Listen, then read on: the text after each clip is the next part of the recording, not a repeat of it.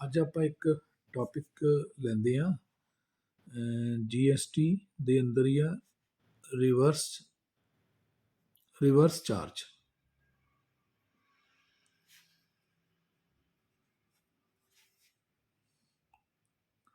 ਇਹਨੂੰ ਆਪਾਂ RCM ਵੀ ਕਹਿ ਦਿੰਦੇ ਆ।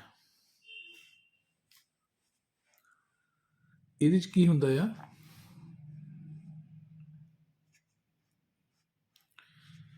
ਨਾਰਮਲੀ ਇਹ ਹੁੰਦਾ, ਮੈਂ ਪਹਿਲਾਂ ਜਿਵੇਂ ਦੱਸਿਆ ਕਿ ਮੰਨ ਲਓ ਇਹ ਹੈਗਾ ਸੈਲਰ, ਇਹਨੇ ਸਮਾਨ ਵੇਚਿਆ, ਇਹਦੀ ਸ਼ਾਪ ਹੈ, ਮੰਨ ਲਓ ਇਹਨੂੰ ਆਪਾਂ ਕਹਿ ਦਈਏ ਸੈਲਰ ਹੈ। ਇਹਦੇ ਤੋਂ ਸਮਾਨ B ਨੇ ਖਰੀਦਿਆ, B ਹੈਗਾ ਬਾਇਰ ਮੰਨ ਲਓ। ਜਦੋਂ B ਨੇ A ਤੋਂ ਸਮਾਨ ਖਰੀਦਿਆ ਤਾਂ ਫਿਰ ਜਿਹੜਾ GST ਹੈ ਉਹ ਕਿਵੇਂ, ਉਹਦੇ ਬਾਰੇ ਤੁਸੀਂ ਦੱਸੋ ਕੀ ਹੁੰਦਾ GST 'ਚ, ਕੀ ਹੁੰਦਾ ਫਿਰ ਇੱਥੇ? ਜਿਹੜਾ ਬਾਇਰ ਹੈ ਇਹ GST ਪੇ ਕਰਦਾ ਕਿ ਬਾਇਰ GST ਲੈਂਦਾ ਆ? ਜਿਹੜਾ GST ਟੈਕਸ ਹੈ ਇਹ ਕਿੱਧਰੋਂ ਕਿੱਧਰ ਜਾਂਦਾ ਆ, ਕੌਣ ਕਿਹਨੂੰ ਦਿੰਦਾ ਆ?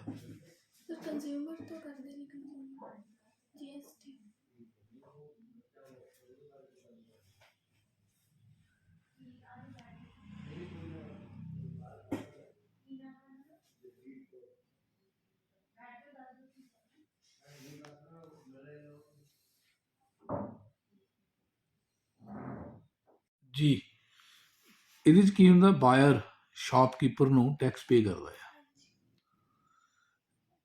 ਕਿੰਨਾ ਟੈਕਸ ਪੇ ਕਰਦਾ ਆ? ਗਵਰਨਮੈਂਟ ਨੇ ਫਿਕਸ ਕੀਤਾ ਹੈ ਵੀ ਇੰਨੇ % ਟੈਕਸ ਹੈ, ਤਾਂ ਜਿੰਨੀ ਅਮਾਊਂਟ ਦਾ ਸਮਾਨ ਬਾਇਰ ਖਰੀਦ ਰਿਹਾ ਸੈਲਰ ਤੋਂ, ਉਹਦੇ ਉੱਤੇ ਸੈਲਰ ਨੇ ਬਾਇਰ ਤੋਂ ਟੈਕਸ ਲੈ ਲੈਣਾ ਆ।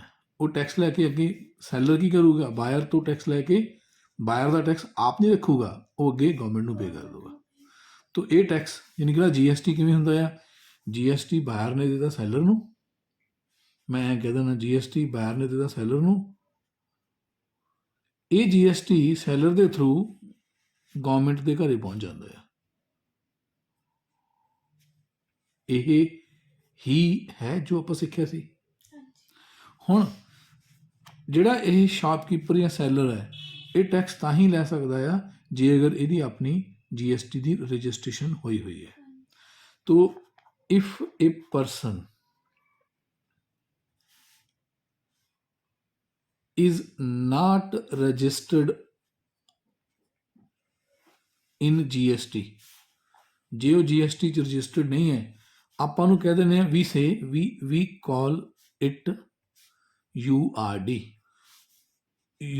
ਜਾਂ URP, ਇਹਨੂੰ ਆਪਾਂ ਕਹਿ ਲਓ ਅਨਰਜਿਸਟਰਡ ਪਰਸਨ, ਜਾਂ ਕਹਿ ਲਓ ਅਨਰਜਿਸਟਰਡ dealer.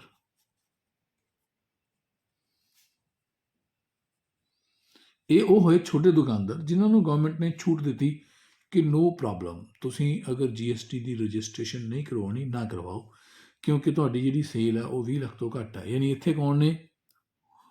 If sale turn over is less than 20 lakh, ਜੇ 20 ਲੱਖ ਤੋਂ ਘੱਟ ਹੈ ਤਾਂ ਉਹਨਾਂ ਨੂੰ ਇਹ ਛੂਟ ਹੈ, ਇਸ ਕਰਕੇ ਉਹਨਾਂ ਨੇ GST ਨੰਬਰ ਨਹੀਂ ਲਿਆ ਹੋਇਆ। ਉਸ ਕੇਸ ਵਿੱਚ ਕੀ ਹੁੰਦਾ ਆ, ਉਹ ਪਰਸਨ ਨੇ GST ਕਲੈਕਟ ਨਹੀਂ ਕਰਨਾ, ਉਹ ਪਰਸਨ ਸਮਾਨ ਵੇਚੂਗਾ, ਸਮਾਨ ਦੇ ਪੈਸੇ ਲਊਗਾ, ਲੇਕਿਨ GST ਨਹੀਂ ਕਲੈਕਟ ਕਰ ਸਕਦਾ। ਤਾਂ ਕੀ ਗੱਲ ਹੋਈ? URP ਜਾਂ URD ਕੈਨਟ ਕਲੈਕਟ ਟੈਕਸ, ਉਹ ਟੈਕਸ ਨਹੀਂ ਲੈ ਸਕਦਾ, ਕੈਨਟ ਕਲੈਕਟ GST। ਤਾਂ GST ਕੌਣ ਕਲੈਕਟ ਕਰੂਗਾ? ਜਿਹੜਾ ਰਜਿਸਟਰਡ ਡੀਲਰ ਹੈ। ਤਾਂ ਇਹ ਸੈਲਰ ਸਾਡੇ ਤੋਂ, ਅਸੀਂ ਕਿਸ ਤੋਂ ਸਮਾਨ ਖਰੀਦਿਆ, ਅਸੀਂ ਜੇ ਤੋਂ ਸਮਾਨ ਖਰੀਦਿਆ, ਅਸੀਂ ਉਹਨੂੰ ਟੈਕਸ ਤਾਂ ਹੀ ਪੇ ਕਰਦੇ ਹਾਂ, ਉਹ ਸਾਡੇ ਤੋਂ ਟੈਕਸ ਤਾਂ ਹੀ ਕਲੈਕਟ ਕਰੂਗਾ ਜੇ ਉਹ ਰਜਿਸਟਰਡ ਡੀਲਰ ਹੈ। ਅਗਰ ਉਹ ਰਜਿਸਟਰਡ ਡੀਲਰ ਨਹੀਂ ਹੈ ਤਾਂ ਉਹ ਟੈਕਸ ਨਹੀਂ ਲੈ ਸਕਦਾ। ਇਹ ਗੱਲ ਹੋਈ ਨਾ ਕਲੀਅਰ? ਹੁਣ ਗਵਰਨਮੈਂਟ ਨੇ GST ਦਾ ਜਦੋਂ ਰੂਲ ਬਣਾਇਆ ਜਾਂ ਜਦੋਂ ਇਹ ਲਾਗੂ ਕੀਤਾ GST, ਉਦੋਂ ਹੀ ਉਹਨੇ ਇੱਕ ਅਨਾਊਂਸਮੈਂਟ ਕਰਤੀ ਸੀ, ਇੱਕ ਵਿੱਚ ਵੀ ਕਲਾਉਜ਼ ਲਿਖਦੀ ਸੀ ਕਿ ਅਗਰ ਕੋਈ ਟੈਕਸੇਬਲ ਪਰਸਨ, ਜਿਹੜਾ ਰਜਿਸਟਰਡ ਪਰਸਨ, ਉਹਨੂੰ ਆਪਾਂ ਕੀ ਕਹਿੰਦੇ ਹਾਂ, ਇਹਦਾ ਆਪੋਜ਼ਿਟ, ਇਹਦੇ ਆਪੋਜ਼ਿਟ ਨੂੰ ਆਪਾਂ ਕਹਿੰਦੇ ਹਾਂ ਰਜਿਸਟਰਡ ਪਰਸਨ ਜਾਂ ਰਜਿਸਟਰਡ ਡੀਲਰ।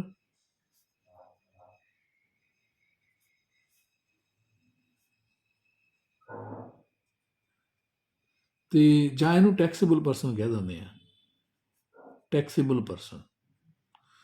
ਹੁਣ ਕੀ ਹੈ, ਅਸੀਂ ਜਿਵੇਂ ਮੈਂ ਐਗਜ਼ਾਮਪਲ ਦਿੱਤੀ ਹੈ ਕਿ ਆਪਾਂ ਜਿਹੜੀ ਕੰਪਨੀ ਵਿੱਚ ਅਕਾਊਂਟਸ ਮੇਨਟੇਨ ਕਰਨ ਲੱਗੇ ਹੋਏ ਆ, ਉਹਦੇ ਵਿੱਚ ਆਪਾਂ ਰਜਿਸਟਰਡ ਪਰਸਨ ਹੈ, ਆਪਣਾ ਇੱਕ GST ਦਾ ਰਜਿਸਟ੍ਰੇਸ਼ਨ ਕਰਵਾਈ ਹੋਈ ਹੈ, ਆਪਾਂ ਟੈਕਸੇਬਲ ਪਰਸਨ ਹੈ। ਆਪਾਂ ਜਦੋਂ ਸਮਾਨ ਵੇਚਣਾ ਆ ਤਾਂ ਆਪਾਂ ਆਪਣੇ ਕਸਟਮਰਸ ਤੋਂ ਟੈਕਸ ਕਲੈਕਟ ਕਰਨਾ ਆ। ਜੇ ਆਪਾਂ ਰਜਿਸਟਰਡ ਪਰਸਨ ਨਾ ਹੋਈਏ ਤਾਂ ਆਪਾਂ ਸਮਾਨ ਵੇਚਾਂਗੇ, ਸਮਾਨ ਤੇ ਟੈਕਸ ਨਹੀਂ ਲੈਣੇ ਹੈਗਾ, ਬਿਨਾਂ ਟੈਕਸ ਤੋਂ, ਬਿਨਾਂ ਟੈਕਸ ਦੀ ਕਲੈਕਸ਼ਨ ਤੋਂ ਸਿੰਪਲੀ ਸਮਾਨ ਵੇਚ ਦੇਣਾ। ਪਰ ਜੇ ਆਪਾਂ ਰਜਿਸਟਰਡ ਪਰਸਨ ਆ ਤਾਂ ਆਪਾਂ ਬਿੱਲ ਕੱਟਾਂਗੇ, ਬਿੱਲ ਦਾ ਬਕਾਇਦਾ ਪਰਫਾਰਮਾ ਆ ਜਿਹਦੇ 'ਚ ਮੈਂਸ਼ਨ ਕੀਤਾ ਹੋਊਗਾ, ਕਸਟਮਰ ਨੂੰ ਦੇਵਾਂਗੇ ਬਿੱਲ ਕਿ ਤੇਰਾ ਸਮਾਨ ਇੰਨੇ ਦਾ, ਇਹਦੇ 'ਤੇ ਟੈਕਸ ਦਾ ਰੇਟ ਇਹ ਹੈ, ਜੋ ਵੀ ਰੇਟ ਹੈ, ਅਤੇ ਉਹਦੇ 'ਤੇ ਜੋ ਰੇਟ ਹੈ ਉਸ ਹਿਸਾਬ ਨਾਲ ਟੈਕਸ ਲੱਗੂਗਾ ਦੋਨੋਂ ਹੀ, CGST ਉਹਨਾਂ, SCST ਉਹਨਾਂ, ਟੋਟਲ ਇਹਨਾਂ। ਮਤਲਬ ਆਪਾਂ ਨੂੰ ਬਿੱਲ ਦੇ ਉੱਤੇ ਮੈਂਸ਼ਨ ਕਰਨਾ ਪਊਗਾ, ਹਰ ਸਮਾਨ ਵੇਚਣ 'ਤੇ ਆਪਾਂ ਬਿੱਲ ਕੱਟਾਂਗੇ, ਹਰ ਬਿੱਲ ਦੇ ਉੱਤੇ ਟੈਕਸੇਬਲ ਅਮਾਊਂਟ, ਟੈਕਸ ਕਿੰਨਾ, CGST ਕਿੰਨਾ, SGST, ਇਹ ਮੈਂਸ਼ਨ ਕਰਕੇ ਟੋਟਲ ਬਣਾ ਕੇ ਉਹ ਬਿੱਲ ਅਸੀਂ ਕਸਟਮਰ ਨੂੰ ਦੇਣਾ ਆ। ਇਹ ਤਾਂ ਗੱਲ ਠੀਕ ਹੈ ਨਾ, ਇਹ ਗੱਲ ਤਾਂ ਪੁਰਾਣੀ ਹੈ, ਨਵੀਂ ਗੱਲ ਨਹੀਂ। ਨਵੀਂ ਹੁਣ ਦੱਸਣ ਲੱਗੇ ਗੱਲ। ਨਵੀਂ ਗੱਲ ਕੀ ਹੈ? ਨਵੀਂ ਗੱਲ ਇਹ ਹੈ ਕਿ ਇਫ ਏ ਟੈਕਸੇਬਲ ਪਰਸਨ, ਜਿਵੇਂ ਕਿ ਆਪਾਂ ਆ, ਪਰਚੇਜ਼ਸ ਗੁਡਸ ਔਰ ਥਿੰਗਸ ਔਰ ਸਰਵਿਸਿਜ਼, ਕੋਈ ਵੀ ਚੀਜ਼, ਕੋਈ ਵੀ ਸਰਵਿਸ ਜਾਂ ਕੋਈ ਵੀ ਗੁਡਸ ਮੈਂ ਕਿਸੇ ਤੋਂ ਖਰੀਦਦਾ ਆ ਫਰੋਮ ਅਨਰਜਿਸਟਰਡ ਪਰਸਨ। ਜੇ ਅਗਰ ਮੈਂ ਕਿਸੇ ਅਨਰਜਿਸਟਰਡ ਪਰਸਨ ਤੋਂ ਕੋਈ ਸਮਾਨ ਜਾਂ ਕੋਈ ਸਰਵਿਸ ਲੈਂਦਾ ਆ ਤਾਂ ਫਿਰ ਕੀ ਹੁੰਦਾ ਆ, ਉਹਦਾ ਟੈਕਸ ਉਹ ਲਊਗਾ ਨਹੀਂ ਮੇਰੇ ਤੋਂ। ਅਨਰਜਿਸਟਰਡ ਪਰਸਨ ਮੇਰੇ ਤੋਂ ਟੈਕਸ ਨਹੀਂ ਲੈ ਸਕਦਾ। URP ਮਤਲਬ unregistered person can not collect GST from me, from taxable person। ਜਾਣੀ ਜਦੋਂ ਮੈਂ ਸਮਾਨ, ਮੈਂ ਇੱਥੇ ਆਪਣੀ ਐਗਜ਼ਾਮਪਲ ਲੈ ਲਈ ਕਿ ਜਦੋਂ ਮੈਂ ਸਮਾਨ ਕਿਸੇ ਅਨਰਜਿਸਟਰਡ ਪਰਸਨ ਤੋਂ ਖਰੀਦਿਆ ਤਾਂ ਅਨਰਜਿਸਟਰਡ ਪਰਸਨ ਮੇਰੇ ਤੋਂ ਟੈਕਸ ਨਹੀਂ ਲਊਗਾ। ਕਿਉਂ ਨਹੀਂ ਲਊਗਾ? ਉਹ ਟੈਕਸ ਲੈ ਨਹੀਂ ਸਕਦਾ ਹੈਗਾ। ਹੁਣ ਇਹਦਾ ਮਤਲਬ ਕਿ ਮੈਂ ਸਮਾਨ ਖਰੀਦੂੰਗਾ, ਮੈਨੂੰ ਟੈਕਸ ਨਹੀਂ ਦੇਣਾ ਪਊਗਾ। ਔਰ ਉਸ ਕੇਸ ਵਿੱਚ ਕੀ ਹੈ? ਉਸ ਕੇਸ ਵਿੱਚ ਗਵਰਨਮੈਂਟ ਨੇ ਇੱਕ ਰੂਲ ਬਣਾਇਆ, ਉਹ ਰੂਲ ਹੈ, ਉਹਨੂੰ ਆਪਾਂ ਕਹਿੰਦੇ ਹਾਂ GST ਅੰਡਰ ਰਿਵਰਸ ਚਾਰਜ। ਉੱਥੇ ਕੀ ਹੈ? ਇਨ ਦਿਸ ਕੇਸ ਜਿਹੜਾ ਸਮਾਨ ਖਰੀਦਣ ਵਾਲਾ ਆ, buyer has to pay its GST directly to government. ਤਾਂ ਉਸ ਕੇਸ ਵਿੱਚ ਰੂਲ ਇਹ ਬਣਾਤਾ ਕਿ ਉੱਥੇ ਬਾਇਰ ਨੇ, ਜਿਹੜਾ ਬੰਦਾ ਖਰੀਦ ਰਿਹਾ, ਉਹਨੇ ਆਪਣਾ ਹੀ ਟੈਕਸ ਗਵਰਨਮੈਂਟ ਨੂੰ ਸਿੱਧਾ ਪੇ ਕਰ ਦੇਣਾ ਹੈ। ਜਿਵੇਂ ਮੈਂ ਪਹਿਲਾਂ ਪਿਕਚਰ ਬਣਾਈ ਸੀ, ਮੰਨ ਲਓ ਕਿ ਇਹ ਸੈਲਰ ਹੈ, ਆਹ ਬਾਇਰ ਹੈ। ਇਹ ਸੈਲਰ ਜਿਹੜਾ ਨਾ, ਇਹ ਮੰਨ ਲਓ URP ਹੈ, ਅਨਰਜਿਸਟਰਡ ਪਰਸਨ ਹੈ। ਹੁਣ ਇੱਥੇ ਮੈਂ, ਮੰਨ ਲਓ ਮੈਂ ਸਮਾਨ ਖਰੀਦਿਆ, ਮੈਂ ਇਹਨੂੰ ਟੈਕਸ ਨਹੀਂ ਪੇ ਕਰ ਸਕਦਾ ਕਿਉਂਕਿ ਇਹ ਟੈਕਸ ਲਊਗਾ ਵੀ ਨਹੀਂ, ਇਹ ਨਹੀਂ ਲੈ ਸਕਦਾ, ਮੈਂ ਇਹਨੂੰ ਦੇਣਾ ਹੈ ਨਹੀਂਗਾ। ਤਾਂ ਇੱਥੇ ਜੇ ਅਗਰ ਮੈਂ ਇਹਦੇ ਤੋਂ ਕੋਈ ਪਰਚੇਜ਼ ਕਰਦਾ ਹਾਂ, ਮੰਨ ਲਓ ਕਿ ਮੈਂ ਇਹਦੇ ਤੋਂ ਕੋਈ ਸਮਾਨ ਪਰਚੇਜ਼ ਕੀਤਾ, ਚਾਹੇ ਸਮਾਨ ਪਰਚੇਜ਼ ਕੀਤਾ ਜਾਂ ਮੈਂ ਕੋਈ ਸਰਵਿਸ ਲਈ ਹੈ, ਤਾਂ ਇਹਦਾ ਜਿਹੜਾ GST ਉਹ ਕੀ ਹੋਊਗਾ? ਜਿੰਨਾ ਇਸ ਪਰਚੇਜ਼ ਦੇ ਉੱਤੇ, ਜਿੰਨਾ ਇਸ ਅਮਾਊਂਟ ਦੇ ਉੱਤੇ GST ਬਣਦਾ ਆ, ਉਹ ਮੈਂ ਡਾਇਰੈਕਟਲੀ ਗਵਰਨਮੈਂਟ ਨੂੰ ਪੇ ਕਰ ਦੂੰਗਾ। ਨਹੀਂ ਤਾਂ ਐਂ ਜਾਣਾ ਸੀਗਾ, ਇਹ ਐਂ ਜਾ ਰਿਹਾ ਸਿੱਧਾ। ਜਿਹੜਾ ਇਹ GST ਹੈ, ਇਹਨੂੰ ਕਹਿੰਦੇ ਆ GST ਔਨ ਰਿਵਰਸ ਚਾਰਜ।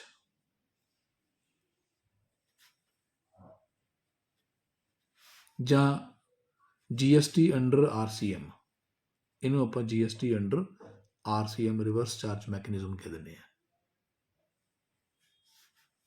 ਹੁਣ ਇੱਥੇ ਕੀ ਹੈ? ਇੱਕ ਐਗਜ਼ਾਮਪਲ ਮੈਂ ਇਹੀ ਸੇਮ ਦੀ ਲੈਣਾ, ਦੁਬਾਰਾ ਰਿਪੀਟ ਹੋ ਜੂ ਗੱਲ।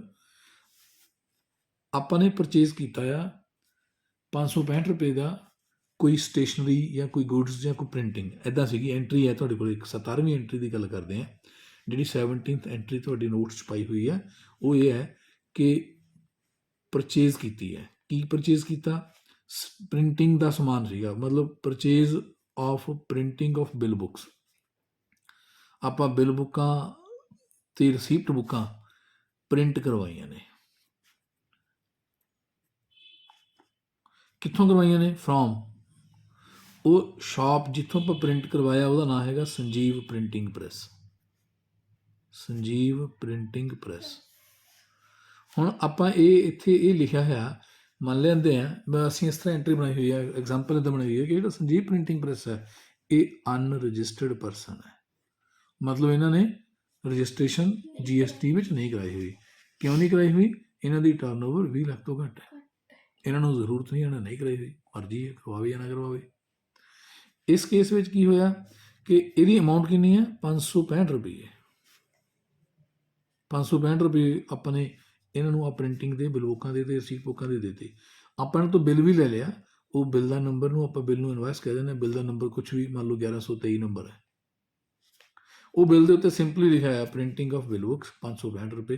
GST ਨਹੀਂ ਲੱਗਿਆ ਹੋਇਆ, ਨਾ ਉਹ GST ਲੈ ਸਕਦਾ, ਨਾ ਆਪਾਂ ਦਿੰਦੇ ਹਾਂ। ਹੁਣ ਇਹ ਜਿਹੜਾ ਸਮਾਨ ਹੈ ਇਹ ਕੀ ਆ? ਇਹ ਸਾਡੇ ਵਾਸਤੇ ਇੱਕ ਖਰੀਦ ਹੋ ਗਈ ਜਿਹਦੀ ਟੈਕਸ, ਇਹ ਆਈਟਮ ਜਿਹੜੀ ਸਟੇਸ਼ਨਰੀ ਪ੍ਰਿੰਟਿੰਗ ਹੈ ਨਾ, ਪ੍ਰਿੰਟਿੰਗ ਟੈਕਸੇਬਲ ਹੈ। ਮਤਲਬ ਪ੍ਰਿੰਟਿੰਗ ਦੇ ਉੱਤੇ, ਪ੍ਰਿੰਟਿੰਗ ਪਰ GST 5% एप्लीकेबल है। लेकिन हमने इसलिए पे नहीं किया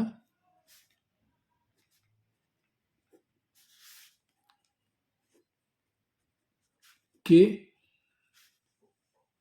सेलर जो है ना, सेलर इज URP, जो सेलर है वो अनरजिस्टर्ड परसन है। इस करके ਆਪਾਂ ਇਹਦਾ ਜਿਹੜਾ GST ਇਹਨੂੰ ਪੇ ਨਹੀਂ ਕੀਤਾ ਹੈਗਾ।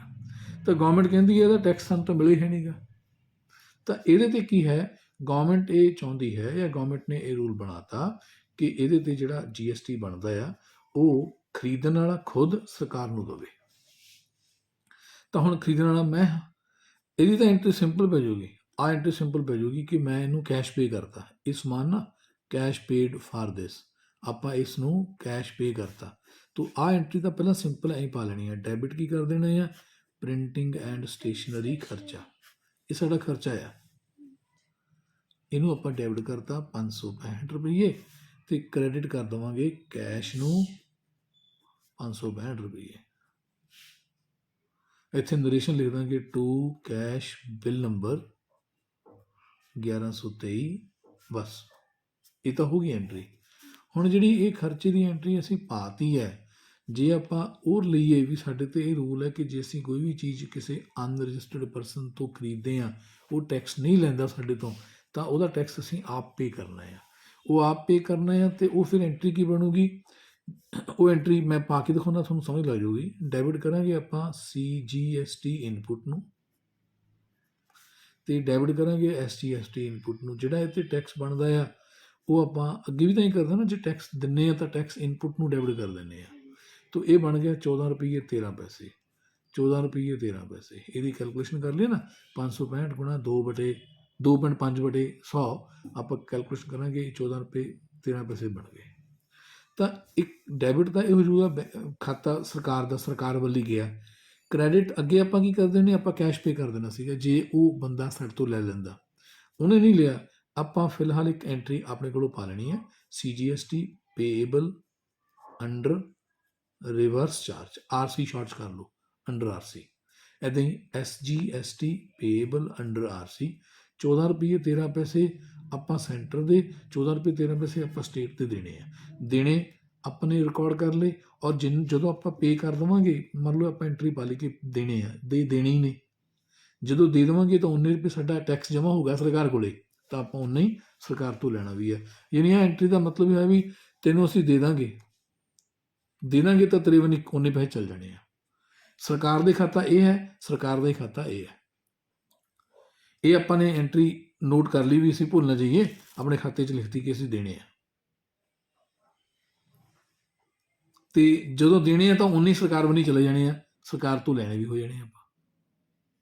ਸਰਕਾਰ ਇਹ ਕਹਿੰਦੀ ਹੈ ਵੀ ਤੁਸੀਂ ਹੁਣੇ ਇਹ ਅੱਜ ਹੀ ਪੇ ਕਰ ਦਿਓ। ਅੱਜ ਦਾ ਮਤਲਬ ਇਹ ਨਹੀਂ ਕਿ ਆਪਾਂ ਨੇ ਅੱਜ ਸਮਾਨ ਖਰੀਦਿਆ ਜੀ। ਹੁੰਦਾ ਇਹ ਹੈ, ਰੂਲ ਇਹ ਬਣਾਇਆ ਕਿ ਅਗਰ ਆਪਾਂ ਡਿਊਰਿੰਗ ਦੀ ਮੰਥ ਇੱਦਾਂ ਦੀਆਂ ਐਂਟਰੀਆਂ 4 ਨੇ, 5 ਨੇ, 6 ਨੇ ਜਾਂ ਕੋਈ ਨਹੀਂ ਵੀ ਹੈ, ਜਿੰਨੇ ਵੀ ਇਹਦੀਆਂ ਮੰਥ ਵਿੱਚ ਐਂਟਰੀਆਂ ਨੇ ਉਹਦੇ ਟੈਕਸਸ ਨੂੰ ਤੁਸੀਂ ਨੋਟ ਕਰੀ ਚਲੋ। ਜਿੰਨਾ ਟੈਕਸ ਬਣਦਾ ਹੈ ਉਹ ਟੈਕਸ ਜਦੋਂ ਮੰਥ ਖਤਮ ਹੋ ਗਿਆ, ਮੰਥ ਖਤਮ ਹੋਣ ਤੋਂ ਬਾਅਦ ਨੈਕਸਟ ਮੰਥ ਦੀ ਬਿਗਨਿੰਗ ਦੇ ਉੱਤੇ ਆਪਾਂ ਨੂੰ ਬਿਗਨਿੰਗ ਦਾ ਮਤਲਬ 20 ਤੱਕ ਦੀ ਡੇਟ ਦਿੱਤੀ ਹੋਈ ਹੈ। ਜਿਵੇਂ ਜਨਵਰੀ ਲੰਘ ਗਿਆ ਤਾਂ ਜਨਵਰੀ ਤੋਂ ਬਾਅਦ ਫਰਵਰੀ ਦੀ 20 ਤੋਂ ਪਹਿਲਾਂ ਪਹਿਲਾਂ ਆਪਾਂ ਜਨਵਰੀ ਦੇ ਦੌਰਾਨ ਜਿੰਨਾ ਵੀ ਟੈਕਸ ਪੇ ਕਰਨਾ ਇਹ 20 ਫਰਵਰੀ ਲਾਸਟ ਡੇਟ ਆ ਟੈਕਸ ਪੇ ਕਰਨ ਦੀ। ਆਪਾਂ 20 ਫਰਵਰੀ ਜਾਂ 20 ਫਰਵਰੀ ਤੋਂ ਪਹਿਲਾਂ 20 ਫੈਬ ਜਾਂ 20 ਫੈਬ ਤੋਂ ਪਹਿਲਾਂ ਆ 14 ਰੁਪਏ 13 ਪੈਸੇ ਤੇ ਆ 14 13 14 ਤੋਂ 28 ਰੁਪਏ ਬਣ ਜਾਣੇ ਆ। ਇਹ 28 ਰੁਪਏ ਆਪਾਂ ਨੂੰ ਪੇ ਕਰਨੇ ਪੈਣੇ ਆ। ਪੇ ਕਰ ਦੇਵਾਂਗੇ ਤਾਂ ਉਨੇ ਪੈਸੇ ਸਰਕਾਰ ਵੱਲ ਸਾਡੇ ਜੁੜ ਗਏ। ਯਾਨੀ ਆਹ ਐਂਟਰੀ ਇੱਕ ਆਪਣੇ ਕੋਲੋਂ ਪਾਈ। ਇਹ ਐਂਟਰੀ ਕਦੋਂ ਪੈਣੀ ਹੈ ਮੈਂ ਫਿਰ ਦੱਸਣ ਲੱਗਿਆ, ਜਦੋਂ ਵੀ ਆਪਾਂ ਕਿਸੇ ਅਨਰਜਿਸਟਰਡ ਪਰਸਨ ਤੋਂ ਸਮਾਨ ਖਰੀਦਦੇ ਹਾਂ ਉਸ ਅਮਾਊਂਟ ਜਿੰਨਾ ਟੈਕਸ ਬਣਦਾ ਆ ਉਹ ਟੈਕਸ ਦੀ ਐਂਟਰੀ ਪੈਣੀ ਹੈ। ਇਨਪੁੱਟ ਨੂੰ debit, CGST Pebble under RCM and SGST Pebble under RC ਇਹਨਾਂ ਨੂੰ ਕ੍ਰੈਡਿਟ ਕਰ ਦੇਣਾ। ਇਹ ਐਂਟਰੀ ਅਸੀਂ ਆਪਣੇ ਕੋਲੋਂ ਪਾਈ ਹੈ। We recorded this entry from ourselves, ਆਪਣੇ ਕੋਲੋਂ ਪਾਈ ਹੈ ਐਂਟਰੀ। ਤੇ ਇੱਕ ਚੀਜ਼ ਮੈਂ ਤੁਹਾਨੂੰ ਹੋਰ ਪੁੱਛਦਾ, ਥੋੜ੍ਹੀ ਜਿਹੀ ਰਿਵੀਜ਼ਨ ਵੀ ਹੋ ਜੂਗੀ, ਕਲੈਰੀਫਿਕੇਸ਼ਨ ਵੀ ਹੋ ਜੂਗੀ ਤੇ ਟੈਸਟਿੰਗ ਵੀ ਹੋ ਜੂਗੀ। ਮੈਂ ਤੁਹਾਨੂੰ ਸਟਾਰਟਿੰਗ 'ਤੇ ਦੱਸਿਆ ਸੀ ਨਾ ਖਾਤੇ 3 ਕਿਸਮ ਦਾ ਨੇ, ਇੱਕ ਪਰਸਨਲ ਹੁੰਦੇ ਨੇ, ਦੂਜੇ ਰੀਅਲ ਹੁੰਦੇ ਨੇ। ਵੈਰੀ ਗੁੱਡ, ਤੁਹਾਨੂੰ ਯਾਦ ਨੇ ਤਾਂ ਚੰਗੀ ਗੱਲ ਹੈ। ਰੀਅਲ, ਪਰਸਨਲ ਤੇ ਨੋਮੀਨਲ 3 ਕਿਸਮ ਦੇ ਖਾਤੇ ਨੇ। ਜਿਹੜਾ ਅਕਾਊਂਟ ਹੈਗਾ ਆ ਪਰਚੇਜ਼ ਅਕਾਊਂਟ, ਇਹ ਕਿਹਦੇ ਅੰਡਰ ਆਉਂਦਾ ਆ? ਨੋਮੀਨਲ ਆਉਂਦਾ ਆ। ਠੀਕ ਹੈ ਸ਼ਿਵਾਨੀ, ਨੋਮੀਨਲ ਹੀ ਆਉਂਦਾ।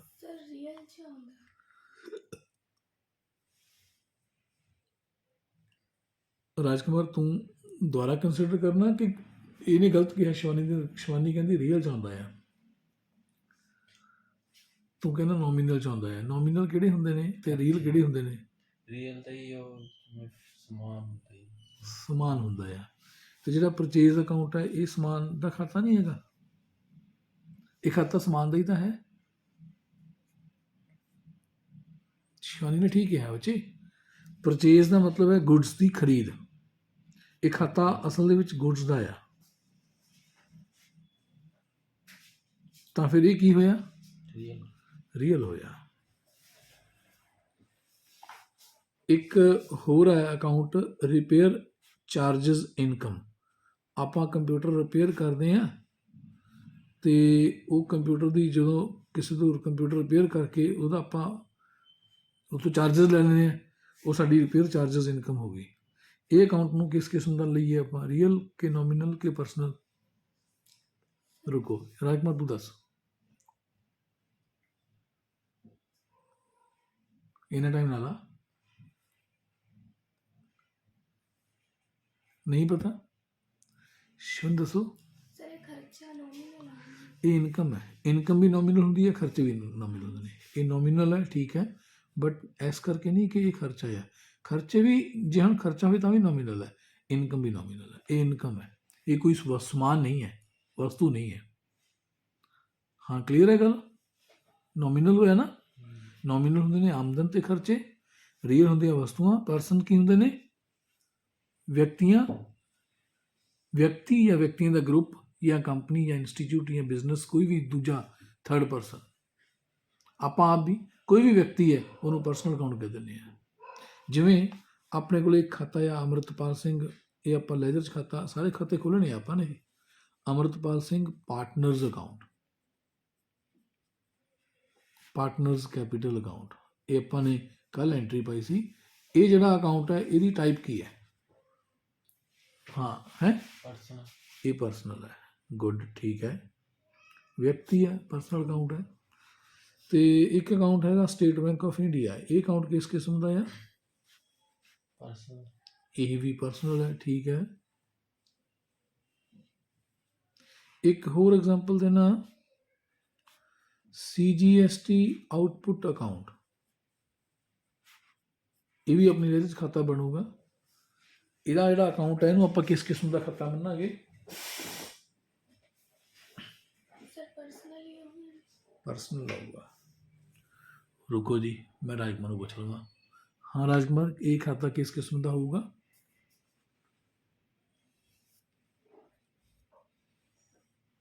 ਜੇ ਸ਼ਿਵਾਨੀ ਨੇ ਕਿਹਾ ਕਿ ਪਰਸਨਲ ਹੋਊਗਾ ਤਾਂ ਪਰਸਨਲ ਉਹਨੇ ਕਿਉਂ ਕਿਹਾ? ਤੂੰ ਕਿਵੇਂ ਕਹਿੰਦਾ ਵੀ ਪਰਸਨਲ ਨਹੀਂ ਹੈ, ਜਾਂ ਪਰਸਨਲ ਹੈ ਤਾਂ ਕਿਉਂ?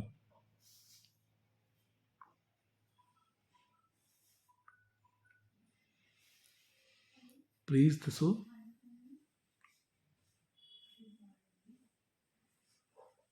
ਪਲੀਜ਼ ਦੱਸੋ ਸ਼ਿਵਾਨੀ, ਕਿਉਂ ਪਰਸਨਲ ਹੋਊਗਾ? ਮਤਲਬ ਕਿ ਆਪਾਂ ਲੈਜਰ 'ਚ ਅਲੱਗ-ਅਲੱਗ ਅਕਾਊਂਟ ਨਹੀਂ ਬਣਾਉਂਦੇ, ਇਕੱਲੇ-ਇਕੱਲੇ। ਨਹੀਂ, ਇਕੱਲੇ ਸਾਰੇ ਹੀ ਖੋਲ੍ਹਦੇ ਆ, ਪਰਚੇਜ਼ ਅਕਾਊਂਟ ਵੀ ਇਕੱਲਾ ਹੀ ਖੋਲ੍ਹਦੇ ਆ, ਰੀਅਲ ਵੀ ਅਲੱਗ ਖੋਲ੍ਹਦੇ ਆ, ਸਾਰੇ ਖਾਤੇ ਅਲੱਗ-ਅਲੱਗ ਖੋਲ੍ਹਦੇ ਆ। ਜਿਹੜਾ ਤੁਸੀਂ ਕਾਰਨ ਦੱਸਿਆ ਇਹ ਨਹੀਂ ਮੈਨੂੰ ਸਮਝ ਲੱਗੀ ਵੀ ਤੁਸੀਂ ਇਹ ਕਾਰਨ ਕਾਹਤੇ ਲਿਖਿਆ ਵੀ ਇਹ ਅਲੱਗ-ਅਲੱਗ ਬਣਾਉਂਦੇ ਆ, ਇਕੱਲਾ ਬਣਾਉਂਦੇ ਆ।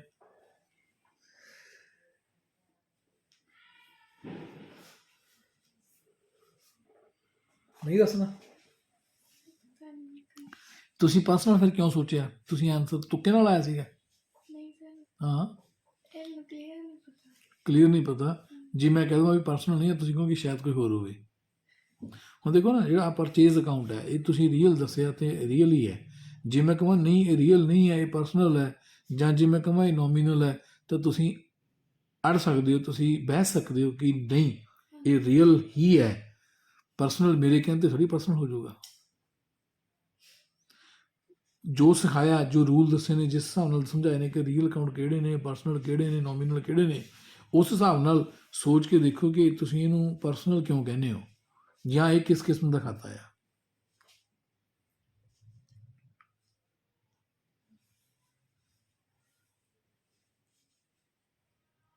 ਅੱਛਾ ਚਲੋ, ਮੈਂ ਹੋਰ ਛੱਡੋ ਇਹਨੂੰ, ਮੈਂ ਬਾਅਦ 'ਚ ਪੁੱਛਦਾ। ਹੁਣ ਮੈਂ ਪੁੱਛਣਾ ਵੀ ਕੀ ਇਹ ਖਰਚਾ ਆ? ਕੀ ਇਹ ਖਰਚਾ ਆ? ਕੀ ਇਹ ਆਮਦਨ ਹੈ?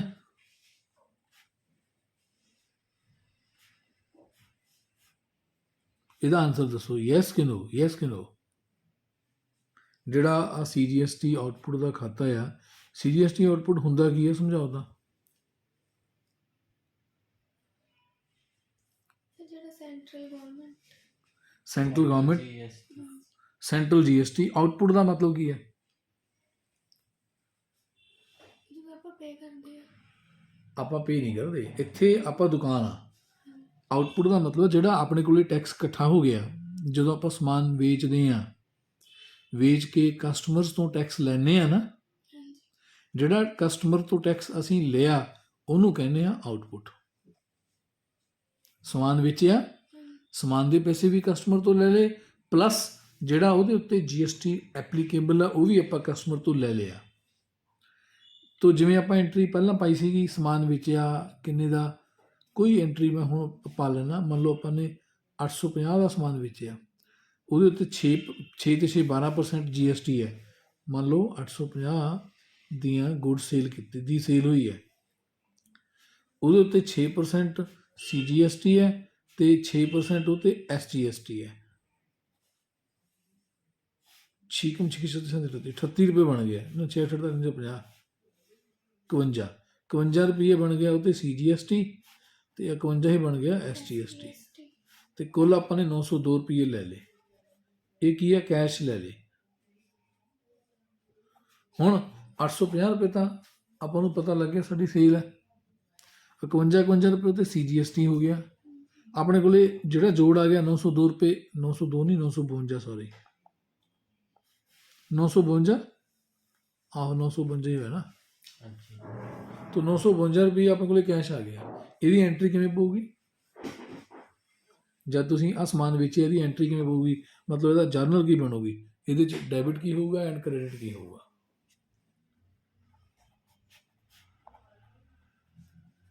ਇਸ ਐਂਟਰੀ ਦਾ ਜਵਾਬ ਦਿਓ। ਤੁਸੀਂ ਬੋਲਦੇ ਘੱਟ ਹੋ, ਜਵਾਬ ਘੱਟ ਦਿੰਦੇ ਹੋ, ਫਿਰ ਮੈਨੂੰ ਵੇਟ ਕਰਨੀ ਪੈਂਦੀ ਹੈ। ਡੈਬਿਟ ਕੈਸ਼ ਆਊਗਾ ਕਿੰਨੇ ਰੁਪਏ?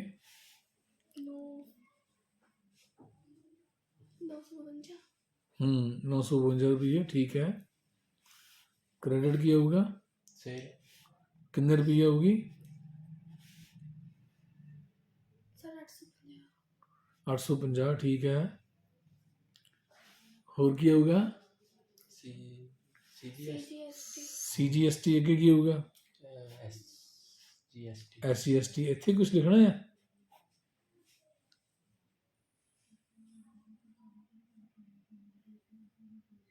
ਆਹੀ ਲਿਖਣੇ ਆਊਟਪੁੱਟ ਹਾਂਜੀ ਆਊਟਪੁੱਟ CGST ਆਊਟਪੁੱਟ 51 ਰੁਪਏ,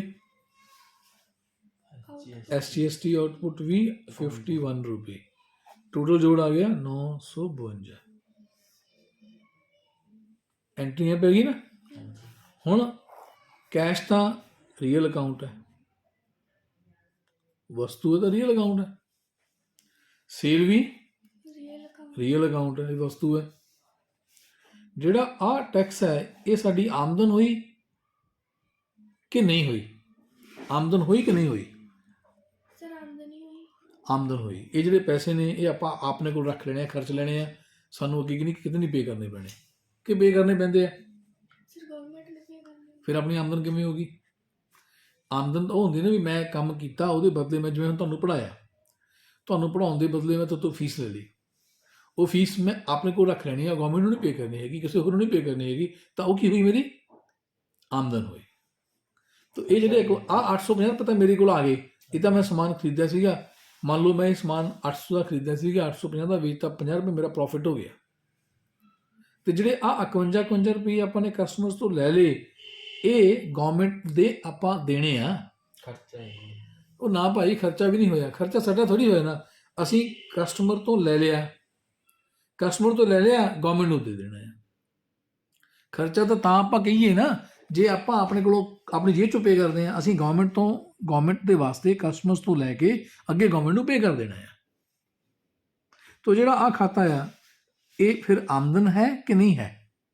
CGST ਆਊਟਪੁੱਟ ਤੇ SGST ਆਊਟਪੁੱਟ ਦੇ ਜਿਹੜੇ ਦੋਨੇ ਖਾਤੇ ਨੇ, ਪਹਿਲਾਂ ਪੁੱਛ ਰਿਹਾ ਵੀ ਕੀ ਇਹ ਆਮਦਨ ਹੈ, ਹਾਂ ਕਿ ਨਾ?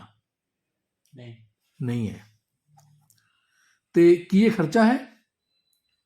ਨਹੀਂ ਸਰ ਖਰਚਾ ਵੀ ਨਹੀਂ ਹੈਗਾ ਇਹ ਖਰਚਾ ਵੀ ਨਹੀਂ ਹੈ, ਇਹ ਆਮਦਨ ਵੀ ਨਹੀਂ ਹੈ। ਤੇ ਜੇ ਖਰਚਾ ਵੀ ਨਹੀਂ ਹੈ, ਆਮਦਨ ਵੀ ਨਹੀਂ ਹੈ, ਤਾਂ ਇਹਦਾ ਮਤਲਬ ਕਿ ਨੋਮੀਨਲ ਨਹੀਂ ਹੈਗਾ। ਤੋ ਇਹ ਅਕਾਊਂਟ ਨੋਮੀਨਲ ਹੈ ਕਿ ਨਹੀਂ ਹੈ? ਨਹੀਂ ਹੈ। ਨੋਮੀਨਲ ਸਿਰਫ ਉਹੀ ਦੋ ਹੁੰਦੇ ਨੇ ਜਿਹੜੇ ਖਰਚੇ ਹੋਣ ਜਾਂ ਆਮਦਨ ਹੋਣ। ਇਹ ਖਰਚਾ ਵੀ ਨਹੀਂ ਹੈ ਕਿਉਂਕਿ ਆਪਾਂ ਆਪਣੇ ਕੋਲੋਂ ਨਹੀਂ ਪੇ ਕਰਦੇ ਹੈਗੇ, ਆਮਦਨ ਵੀ ਨਹੀਂ ਹੈ ਕਿ ਪੈਸੇ ਆ ਗਏ ਤਾਂ ਆਪਾਂ ਖਰਚ ਲੈਣੇ ਆ। ਇਹ ਤਾਂ ਸਾਨੂੰ ਪੈਸੇ ਸੰਭਾਲ ਕੇ ਰੱਖਣੇ ਪੈਣੇ ਆ ਵੀ ਇਹ ਪੈਸੇ ਸਾਡੇ ਕੋਲੇ ਆ ਤਾਂ ਗਏ, ਕਸਟਮਰ ਨੇ ਸਾਨੂੰ ਪੇ ਕਰਤੇ, ਬਟ ਅਲਟੀਮੇਟਲੀ ਮੰਥ ਦੇ ਐਂਡ ਤੇ ਇੱਦਾਂ ਦੇ ਜਿੰਨੇ ਵੀ ਰਕਮਾਂ ਆਉਣੀਆਂ ਨੇ ਉਹਨਾਂ ਦਾ ਜੋ ਜੋੜ ਬਣੂਗਾ ਉਹ ਆਪਾਂ ਨੂੰ ਜੋੜ ਗਵਰਨਮੈਂਟ ਦੇ ਘਰੇ ਪੇ ਕਰਨਾ ਪਊਗਾ। ਤੋ ਕਲੀਅਰ ਹੈ ਗੱਲ ਵੀ ਜਿਹੜਾ ਇਹ ਅਕਾਊਂਟ ਹੈ ਇਹਦੀ ਟਾਈਪ ਜਿਹੜੀ ਹੈ ਨੋਮੀਨਲ ਹੀ ਹੈ ਨਾ, ਨੋਮੀਨਲ ਹੈ ਟਾਈਪ ਇਹਦੀ। ਹੁਣ CGST ਆਊਟਪੁੱਟ ਦਾ ਅਕਾਊਂਟ ਕਿਸ ਟਾਈਪ ਦਾ ਖਾਤਾ ਹੈ? ਨੋਮੀਨਲ ਹਾਂ ਕਿ ਨਾ? ਨਹੀਂ ਨੋਮੀਨਲ ਨਹੀਂ ਹੈ, ਗਲਤ ਹੈ। ਜੇ ਕੋਈ ਕਹੂਗਾ ਕਿ ਨੋਮੀਨਲ ਹੈ ਤਾਂ ਇਹ ਗਲਤ ਹੈ ਨਾ।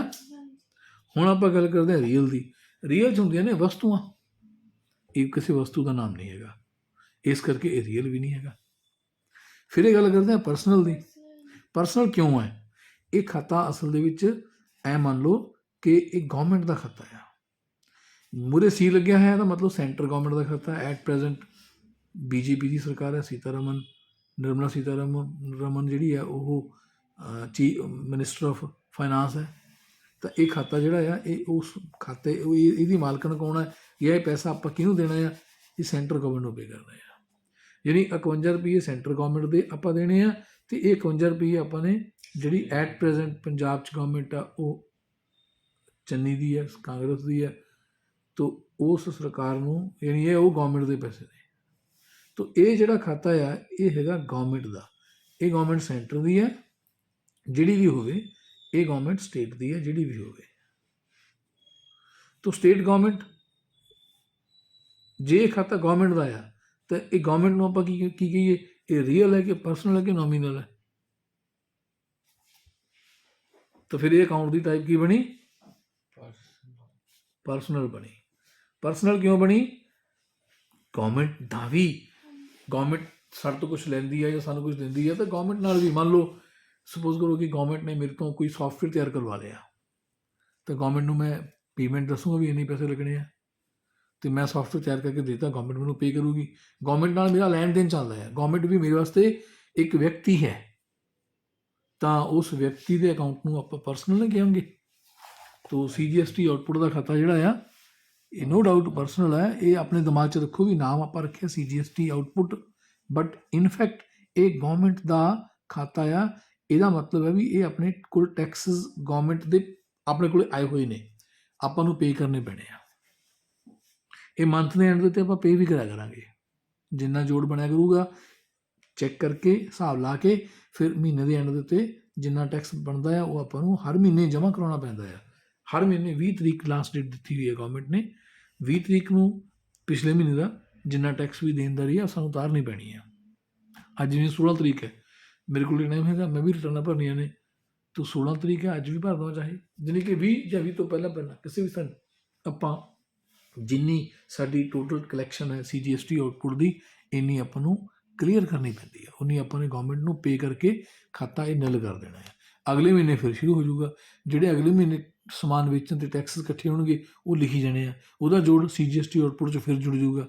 ਫਿਰ ਆਪਾਂ ਉਹ ਮਹੀਨੇ ਦਾ ਜਿੰਨਾ ਟੈਕਸ ਬਣਦਾ ਹੋਊਗਾ ਜੋੜ ਲਾ ਕੇ 20 ਜਾਂ 20 ਤੋਂ ਪਹਿਲਾਂ ਆਪਾਂ ਗਵਰਨਮੈਂਟ ਨੂੰ ਪੇ ਕਰ ਦਿੰਦੇ ਹਾਂ। ਹਰ ਮਹੀਨੇ ਹੀ ਚੱਲੀ ਜਾਂਦਾ ਹੈ।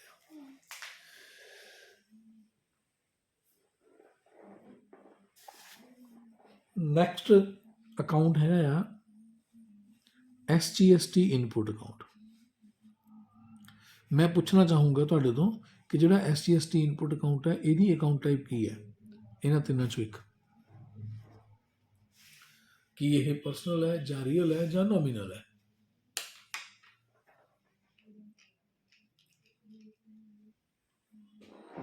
ਦੱਸੋ ਕੋਈ।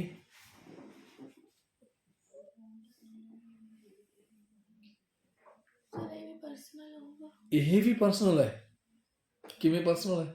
ਸਰ ਇੱਕ ਗਵਰਨਮੈਂਟ ਦਾ ਖਾਤਾ ਹੈ ਨਹੀਂ। ਇਹ ਵੀ ਗਵਰਨਮੈਂਟ ਦਾ ਖਾਤਾ ਹੈ ਇਹ ਵੀ ਗਵਰਨਮੈਂਟ ਦਾ ਖਾਤਾ ਹੈ। ਜੇ ਆਪਾਂ ਟੈਕਸਸ ਪੇ ਕਰ ਦਿੰਦੇ ਆ ਤਾਂ ਉਹ ਸਾਡੇ ਗਵਰਨਮੈਂਟ ਕੋਲੇ ਪਏ ਨੇ। ਇਹ ਨਹੀਂ ਆਹ ਆਪਣੀ ਹੈਗੀ ਆ ਦੇਣੇ ਵਾਲੇ ਟੈਕਸ, ਆਹ ਆਪਾਂ ਲੈਣੇ ਵਾਲੇ ਟੈਕਸ ਰੱਖੇ ਨੇ। ਇਹ ਕੀ ਹੈ? ਇਹ state government SGST state government ਨੂੰ ਆਪਾਂ ਟੈਕਸਸ ਪੇ ਕਰਤੇ, ਇਹ ਗਵਰਨਮੈਂਟ ਤੋਂ ਲੈਣੇ ਹੋ ਗਏ। ਜਾਣੀ ਇਹ ਕੀ ਹੈ? ਟੈਕਸਸ ਪੇਡ ਟੂ ਗਵਰਨਮੈਂਟ ਜਿਹੜੇ ਕਿ ਲੈਣੇ ਆ। ਐ ਨਹੀਂ ਹੈਗਾ ਵੀ ਦੇ ਤੇ ਸਾਡਾ ਖਰਚਾ ਨਹੀਂ ਹੋਇਆ, ਇਹ ਲੈਣੇ ਆ। ਤਾਂ ਯੈਸ ਇਹ ਅਕਾਊਂਟ ਵੀ ਪਰਸਨਲ ਹੈ ਕਿਉਂਕਿ ਇਹ ਖਰਚਾ ਵੀ ਨਹੀਂ ਹੈ, ਆਮਦਨ ਵੀ ਨਹੀਂ ਹੈ, ਇਸ ਲਈ ਨੋਮੀਨਲ ਨਹੀਂ ਹੈ, ਵਸਤੂ ਵੀ ਨਹੀਂ ਹੈ, ਇਸ ਲਈ ਰੀਅਲ ਨਹੀਂ ਹੈ। ਇਹ ਗਵਰਨਮੈਂਟ ਦਾ ਖਾਤਾ ਹੈ। ਸਿਮਿਲਰਲੀ CGST ਵੀ ਇਨਪੁਟ ਗਵਰਨਮੈਂਟ ਦਾ ਖਾਤਾ ਹੋਇਆ। ਇਹ ਸਟੇਟ ਗਵਰਨਮੈਂਟ ਦਾ ਆ, ਜਿਹੜਾ CGST ਆ ਉਹ ਸੈਂਟਰਲ ਗਵਰਨਮੈਂਟ ਦਾ ਆ।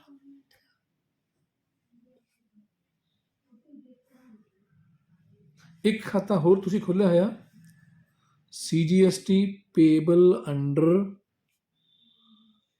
RC। ਆ ਹੁਣੇ ਐਂਟਰੀ ਪਾਈ ਸੀ ਨਾ CGST ਪੇਬਲ ਅੰਡਰ RC। ਜਿਹੜਾ ਇਹ ਅਕਾਊਂਟ ਹੈ ਇਹਦੀ ਅਕਾਊਂਟ ਟਾਈਪ ਕੀ ਹੋਊਗੀ? ਫਿਰ ਉਹੀ ਆਪਸ਼ਨਾਂ ਨੇ, ਰੀਅਲ ਕਿ ਪਰਸਨਲ ਕਿ ਨੋਮੀਨਲ। ਪਰਸਨਲ ਹੋ। ਬਿਲਕੁਲ ਠੀਕ ਹੈ ਜੀ, ਇਹ ਵੀ ਪਰਸਨਲ ਹੈ ਕਿਉਂਕਿ ਇਹ ਵੀ ਪੈਸੇ ਸਰਕਾਰ ਨੂੰ ਆਪਾਂ ਦੇਣੇ ਆ।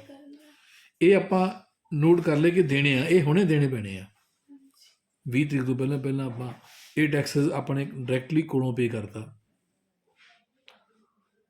ਬਾਅਦ 'ਚ ਉਹਨੇ ਆਪਾਂ ਜਿੰਨੇ ਪੇ ਕਰਾਂਗੇ ਉਹਨੇ ਸਰਕਾਰ ਦੇ ਖਾਤੇ 'ਚ ਵੀ ਪਾ ਦੇਣੇ ਆ। ਤਾਂ ਹੀ ਆਪਾਂ ਐਂਟਰੀ ਪਾਈ ਆ CGST ਇਨਪੁਟ ਨੂੰ ਡੈਬਿਟ ਕਰਤਾ, ਦੇਣੇ ਆਪਾਂ ਨੇ ਕ੍ਰੈਡਿਟ ਕਰਤੇ। ਜਦੋਂ ਦੇ ਚੁੱਕੇ ਹੋਵਾਂਗੇ ਤਾਂ ਗਵਰਨਮੈਂਟ ਨੂੰ ਡੈਬਿਟ ਕਰ ਦਾਂਗੇ, ਨਾਲ ਦੀ ਨਾਲ ਹੀ ਇਹ ਐਂਟਰੀ ਪੈ ਗਈ। ਹਾਂ, ਇੱਥੇ ਤੱਕ ਗੱਲ ਕਲੀਅਰ ਹੋਈ ਨਾ ਇਹ।